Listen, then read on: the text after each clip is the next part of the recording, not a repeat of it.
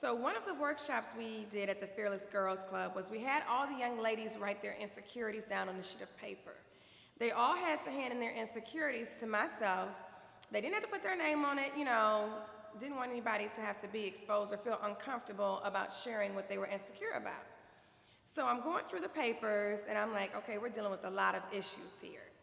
And I literally started to pray because I was like, Lord, this is too much for me to carry on right now. The stuff that I'm reading and the things that I'm having to deal with, send me people that can help pour into these women, that can inspire them to overcome these obstacles. And God answered my prayers very quickly because the next week we had Bre'ly and Meagan come and pour into the young ladies. But you. So that's why, to me, it's like when someone commits suicide, it's a horrible thing regardless, but to me it's even more horrible because what you're supposed to do in the world, nobody else can do. So now you're gone, so now it's not going to get done. And what you didn't do is going to affect so many other people's lives. Mm-hmm. And I think that for me, I know one of my purposes is to be here to talk to y'all. And if I'm having any type of influence on you guys or encouraging you in any way, I feel like I'm living up to the purpose. I'm telling you, you can live your dream. I play the role of Toon Ann in the movie. I'm Sparkle's best friend at church. And I'm constantly eating through the movie or whatever. And it's like a really fun role. But my point is, God is carving out something just for you. Amen. Just for you. And so if I thought Just Right, the first movie I was in with Queen Latifah, and Queen Latifah, for God's sake, look at her. I look at her, people like, you can be like her. And I'm like, no, like she's at least tall, there's always something.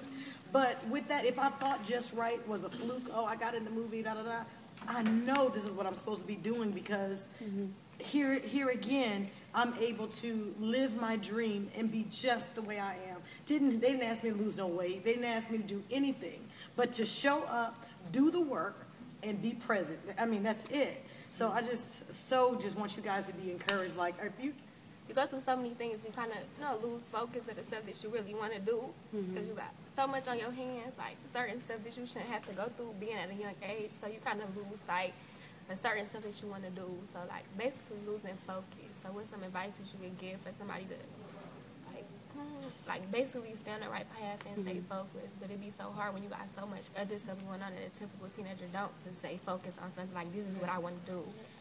I think that the main thing is prayer. The prayer is so powerful, and God is so powerful, and He's so beyond our own efforts and our own energy and the things that we have going on in our lives. And I think, like for me, I've been taking care of my whole family financially since I was 14. And my oldest brother has a learning disability. He had brain damage since he was a kid.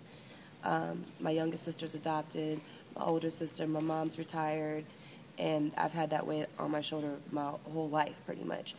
And for me, what's kept me grounded amidst all the other things that I've been through and the things that I constantly still go through, it's just prayer. It's like every morning when I get up before I start my day, the first thing I do is I pray to God to give me strength, to give me vision, to tell me what to do, how to live, sometimes what to wear, and then I try to read some of my Bible, and it uplifts me to a point where I feel like I have the energy and I have the strength to get through whatever the day brings and gives to me.